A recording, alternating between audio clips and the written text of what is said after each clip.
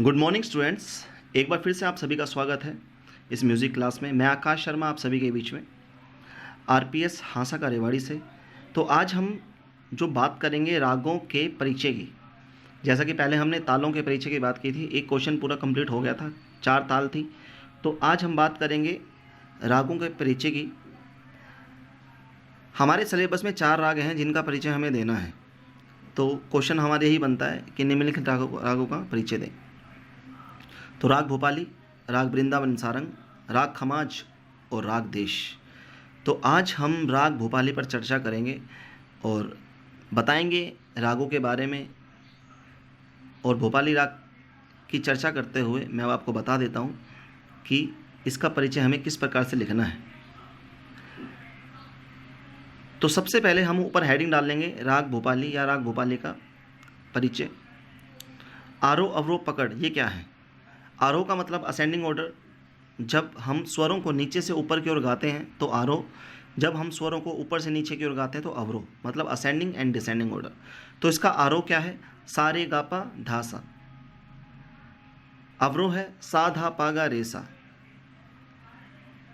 पकड़ सा रे गा रे सा धा सा गा पा रे धा सा। ये इसकी पकड़ है। पकड़ का मतलब होता है ऐसा स्वर समूह जिससे राग की पहचान होती है। तो ये स्क्रीन पर आपको दिख रहा है, आप ऐसा ऐसा लिखता जाइए। थाट, भोपाली राग कल्याण थाट से लिया गया है। कोई भी राग किसी न किसी थाट से जन्य होता है, क्योंकि थाट से ही राग का जन्म होता है। तो भोपाली का जो थाट है वो कल्याण है। इसमें स्वर सभी शुद्ध लगते हैं। ऊपर आप ध्यान से देखिए, सा रे गा पा धा सा, इनमें कोई भी ऐसा स्वर नहीं है जिनके ऊपर या नीचे कोई भी रेखा हो। ये सभी स्वर एकदम शुद्ध हैं। तो इसमें मैंने लिख दिया है, इसमें सभी स्वर शुद्ध होते हैं। वर्जित स्वर का मतलब होता है जो स्वर राग में नहीं लगता, प्रयोग में नहीं आता, जिस स्वर को हम राग में गाते ही नहीं हैं। जैसे माँ और नी, इसमें वर्जित स्वर है, क्योंकि आप ऊपर देख सकते हैं सा रे गा पा धा 5 स्वर लगे हुए हैं और माँ और नी नहीं है। जैसे कि गा और पा के बीच में माँ नहीं है और धा और सा के बीच में नी नहीं है। तो वर्जित स्वर उसका हो गया माँ और नी। बात करते हैं जाति। जाति ओडव ओडव। अब जाति क्या है? जाति क्या होता है? जिससे, जाति का मतलब कास्ट। जाति वह है जिससे पहचान होती है कि राग में कितने स्वर प्रयोग में हुए हैं। 3 जातियां हमारे राग की होती है, संपूर्ण, शार्डव, ओडव। संपूर्ण का मतलब जिसमें 7 के 7 स्वर लगते हैं। जिस राग में 7 स्वर लगे हैं वो संपूर्ण, जिस राग में 6 स्वर लगते हैं वो शार्डव, और जिस राग में 5 स्वर लगते हैं वो ओडव जाति का राग होता है। तो यहाँ पर जैसा कि इसकी जाति है ओडव ओडव। ओडव ओडव का मतलब होता है कि इसके आरोह में भी 5 स्वर हैं और अवरोह में भी 5 स्वर हैं। अगर यहाँ ओडव शाडव होता तो क्या कहते? इसके आरोह में 5 स्वर और अवरोह में 6 स्वर हैं, क्योंकि ओडव, शाडव और संपूर्ण की 3 उपजातियाँ भी होती हैं। ओडव की होती है ओडव ओडव ओडव शाडव ओडव संपूर्ण, और शाडव की क्या होती है? शाडव ओडव शाडव शाडव शाडव संपूर्ण, और संपूर्ण की क्या होती है? संपूर्ण ओडव संपूर्ण शाडव एंड संपूर्ण संपूर्ण। तो इसकी ओडव ओडव है, मतलब इसके आरोह और अवरोह में 5 स्वर लगे हैं। अब मैं बात करूंगा वादी स्वर की। वादी स्वर क्या है? वादी स्वर वह होता है जो स्वर राग में सबसे ज़्यादा गाया जाता है। सबसे ज़्यादा जिस स्वर को राग में बार बार प्रयोग किया जाता है, सबसे ज़्यादा उसको गाया जाता है। जो स्वर राग में लगने वाले सभी स्वरों का राजा होता है वही वादी स्वर कहलाता है। तो वादी स्वर क्या है? इसमें गा, गंधार। संवादी स्वर वह होता है जो वादी स्वर के प्रयोग के बाद में प्रयोग किया जाता है, उसको हम संवादी स्वर कहते हैं। जैसे इसमें है धैवत। धैवत इसका संवादी स्वर है, और शॉर्ट फॉर्म में हम इसको धा बोलते हैं, गा बोलते हैं। जैसे सारे गामा पा धा नी, षडज, ऋषभ, गंधार, मध्यम, पंचम, धैवत और निषाद। गायन का समय, देखो जो भी राग होते हैं ये नियमों के अनुसार चलते हैं, क्योंकि जो भी राग हैं ये सब शास्त्रीय संगीत से संबंधित है। और शास्त्रीय संगीत का मतलब होता है जो संगीत शास्त्रों में बंधा हो, नियमों का पालन किया गया हो, और शास्त्रों में लिखी हुई सभी बातें यथार्थ सत्य होती है। तो हम यहाँ पर सिर्फ अपने शास्त्रीय संगीत की बातें करेंगे जो हमारे सिलेबस में है। गायन समय मतलब इस राग को गाने का समय, भोपाली राग को गाने का समय क्या है? रात्रि का प्रथम पहर। जैसा कि आप सभी को पता होगा, फिर भी मैं बता देता हूँ कि आपने बहुत बार सुना है कि प्रहर होते हैं, 8 प्रहर हमारे पूरे 24 घंटे में होते हैं। एक प्रहर 3 घंटे का होता है और पहला प्रहर जो स्टार्ट होगा वो सुबह मॉर्निंग में 4 बजे से स्टार्ट होता है, 4 से 7, 7 से 10, 10 से 1 और 1 से 4। जैसे ही शाम के 4 बजते हैं तो रात्रि का प्रथम प्रहर स्टार्ट हो जाएगा। 4 से 7, 7 से 10, 10 से 1 और 1 से 4। फिर इस तरह से हमारे 8 प्रहर खत्म होते हैं। तो रात्रि का प्रथम प्रहर गायन का समय है। जो ये राग है भोपाली राग कब गाया जाता है? रात्रि के प्रथम प्रहर में। समप्राकृतिक राग का मतलब होता है जो राग, जिस राग की प्रकृति एक समान हो। मतलब भोपाली राग के जैसा एक और राग कौन सा है, या और भी बहुत से राग हो सकते हैं, लेकिन यहाँ पर हम बताएंगे देशकार। समप्राकृतिक राग मतलब समान नेचर, मतलब जिनका नेचर सेम हो, जिनकी प्रकृति सेम हो, जो मिलते जुलते राग हो, जिनके स्वर मिलते जुलते हो, जिनका गाने का तरीका एक जैसा हो, लेकिन कुछ ना कुछ ऐसे नियम होते हैं, गाने का तरीका होता है जिससे राग अलग अलग हो जाते हैं। तो यहाँ पर भोपाली राग का समप्राकृतिक राग देशकार है। तो बच्चों में एक बार फिर से मैं आपको दोबारा रिपीट कर रहा हूँ, बार बार इसमें ऐसी सोचने की ज़रूरत नहीं कि समझ में नहीं आए आपको। जैसा मैं स्लाइड कर रहा हूँ वैसे ही आपको लिखना है। सबसे पहले आपको इस पेज को लिख लेना है पूरा, और इस पेज को भी लिख लेना है। इसी से आगे, इससे आगे आपको इस पेज को लिख लेना है। अब मैं बात करूँगा राग भोपाली की विशेषताएं। विशेषताएं क्या हैं? यह पूर्वांग प्रधान राग है। पूर्वांग प्रधान क्या होता है?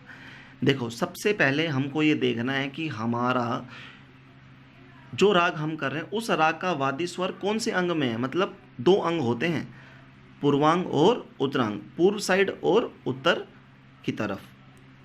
जैसे सा रे गा मा पा धा नी सा, ये 8 स्वर। फिर से देखो, सा रे गा मा पा धा नी सा, 8 स्वर हैं। इन 8 स्वरों को हम 2 भाग में बांट लेते हैं। सा रे गा मा एक हिस्सा, अगर बीच में एक लाइन खींच दें तो क्या हो जाएगा? सा रे गा मा पा धा नी सा, सा रे गा मा ये अलग हो गया, पा धा नी सा ये अलग हो गया। तो सा से लेकर मा तक का अंग कहलाएगा पूर्व, और पा से लेकर सा तक, तारा सप्तक के सा तक क्या कहलाएगा? उत्तरांग। जैसे यहाँ से देखो ध्यान से, सा रे गा, ये माँ भी इसमें है लेकिन है नहीं माँ, तो सा रे गा क्या है? ये पूर्वांग है। और पा धा सा नी नहीं है, तो ये पा धा सा क्या है? उत्तरांग। तो अब ध्यान से देखिए, वो कह रहा है कि जिस अंग में जिस तरफ उसका वादी स्वर है वो उसी अंग का वादी कहलाएगा। जैसे गा इसका वादी स्वर है, देखो गा इसका वादी स्वर है, मतलब सारे गा जो पूर्व अंग की तरफ है, सारे गा। तो गा इसका वादी स्वर है, तो क्या हो गया? ये पूर्वांगवादी राग है, पूर्वांग प्रधान राग है, इसका वादी पूर्व अंग में है। अगर उत्तर अंग में होता तो ये उत्तरांगवादी राग होता या उत्तरांग प्रधान राग होता। ठीक है, तो यह पूर्वांग प्रधान राग है। कौन सा राग? भोपाली राग पूर्वांग प्रधान राग है। तो ऐसा भी हो सकता है कई बार कि अगर जैसे मध्यम, कई बार वादी स्वर होता है, फिर भी उसको उत्तरांग प्रधान राग बोलते हैं। क्यों? कुछ ना कुछ ऐसा नियम होता है, कोई ऐसा चलन होता है जिसकी वजह से वो उत्तरांग वादी माना जाता है। लेकिन पूर्वांग और उत्तरांग को समझने का यही अनुस्वर है कि सा से लेकर मा तक पूर्वांग और पा से लेकर सा तक उत्तरांग होता है। ठीक है, इस राग का चलन मंद्र और मध्य सप्तक में किया जाता है। मंद्र, मध्य, तार 3 सप्तक होते हैं। तो मंद्र सबसे पहला, सबसे नीचे वाला सप्तक होता है, और मध्य बीच वाला सप्तक होता है, और तार सबसे ऊपर वाला सप्तक होता है।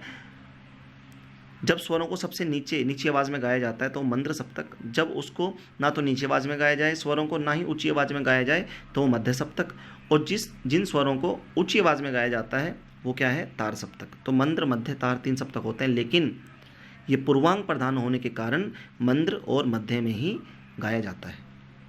इसे कल्याण थाट से इसलिए माना गया है क्योंकि इस राग में पा रे की स्वर संगति होती है।